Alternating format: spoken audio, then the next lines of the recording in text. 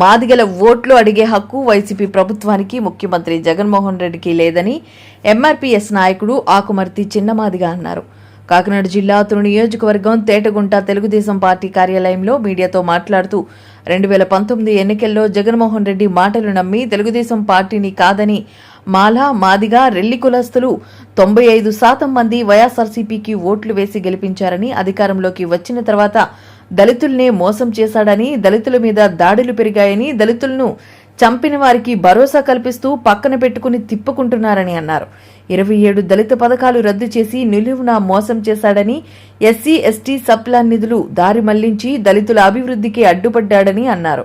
మరొకసారి వైసీపీకి ఓట్లు వేసి మోసపోయే పరిస్థితి దళితులకు లేదని, ఈసారి ఎన్డీఏ కూటమికి మద్దతు ఇచ్చి అధికారంలోనికి తీసుకురావడానికి ప్రయత్నిస్తామని, తుని నియోజకవర్గంలో యనమల దివ్య గెలుపుకు కృషి చేస్తామని తెలియజేశారు.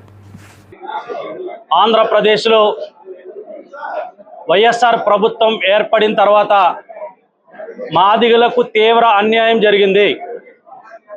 మాదిగలకు రావాల్సిన హక్కులు ఏదైతే ఉన్నాయో వైఎస్ఆర్సీపీ ఏర్పడిన తర్వాత నిరంతరం నిలువెత్తున 5 ఏళ్ళు మాదిగలు మోసగించబడ్డారు. అదే రకంగా ఆంధ్రప్రదేశ్లో అత్యధిక స్థాయిలో వైఎస్ఆర్ ప్రభుత్వం ఏర్పడిన నాటి నుండి నేటి వరకు దళితులపైన నిరంతరం దాడులు జరుగుతూనే ఉన్నాయి.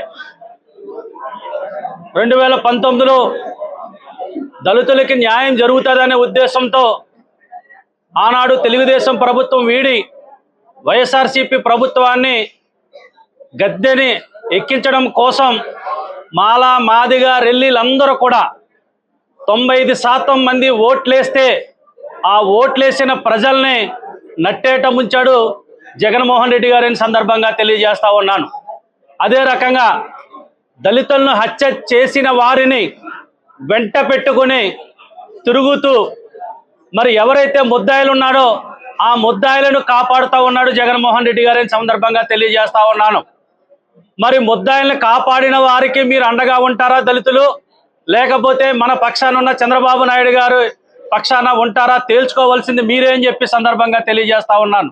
అదే రకంగా మరి వైఎస్ఆర్ ప్రభుత్వం ఏర్పడిన తర్వాత 27 రకాల దళిత సంక్షేమ పథకాలన్నీ రద్దు చేస్తే స్వయంగా నేను ఆ పార్టీలో ఉన్నప్పుడు ముఖ్యమంత్రి గారిని కలిసి మా సంక్షేమ పథకాలు ఇవ్వండి అని చెప్పి అడిగితే అలా ముసిముసి నవ్వులు నవ్వుతాడు తప్ప ఆ నిధుల కోసం మాట్లాడే పరిస్థితులు లేవు. 72,000 కోట్ల ఎస్సీ ఎస్టీ సప్లాన్ నిధులు దుర్వినియోగం చేస్తే మరి ఎవరు కూడా మాట్లాడలేని పరిస్థితులు లేవు. 29 మంది ఎస్సీ ఎమ్మెల్యేలు ఉంటే కనీసం ఒక్క మాట మరి అసెంబ్లీలో మాట్లాడలేని పరిస్థితులు ఉన్నాయి. కానీ ఈరోజు మరి చంద్రబాబు నాయుడు గారు అనేక హామీలు ఇవ్వడం జరిగింది. ఇప్పుడు ఆ హామీలు ఖచ్చితంగా నమ్మాలి. ఎందుకంటే 200 నుంచి 2,000 రూపాయలు మరి పెన్షన్ పెంచిన ఘనత చంద్రబాబు నాయుడు గారికే ఉంది. మరి ఇప్పుడు మరి చంద్రబాబు నాయుడు గారు వస్తే 4,000 రూపాయలు పెన్షన్ చేస్తానన్నారు. ఖచ్చితంగా నమ్మాల్సిందే. ఎందుకంటే 200 నుంచి 2,000 రూపాయలు పెన్షన్ చేసి మనం అందుకున్నప్పుడు మనం 2,000 మరి ఇప్పుడు 2,000 రూపాయల నుంచి 3,000 రూపాయలు పెంచడానికి 5 ఏళ్లు పట్టింది జగన్మోహన్ రెడ్డి గారికి.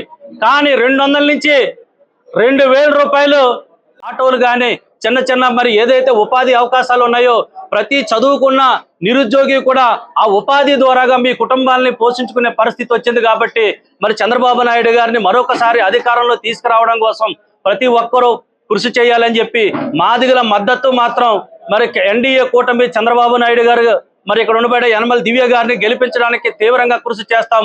వైసీపీకి మాత్రం మాదిగల ఓట్లు అడిగే హక్కు లేదని చెప్పి సందర్భంగా తెలియజేస్తా ఉన్నాం. యనమల రామకృష్ణ గారి నాయకత్వం, యనమల రామకృష్ణ గారి నాయకత్వం, జై యనమల, జై యనమల, చంద్రబాబు గారి నాయకత్వం. ఏవిఎం కోచింగ్ సెంటర్ కోటనందూరు మీ పిల్లల బంగారు భవిష్యత్తుకు భరోసా ఇచ్చే ఏకైక సంస్థ మన ఏవిఎం కోచింగ్ సెంటర్ కోటనందూరు. అతి త్వరలో న్యూ బ్యాచ్లు TET plus DSC, EAMCET, Polycet, APRJC, Sainik, Navodaya. AVM coaching centre Kotananduru.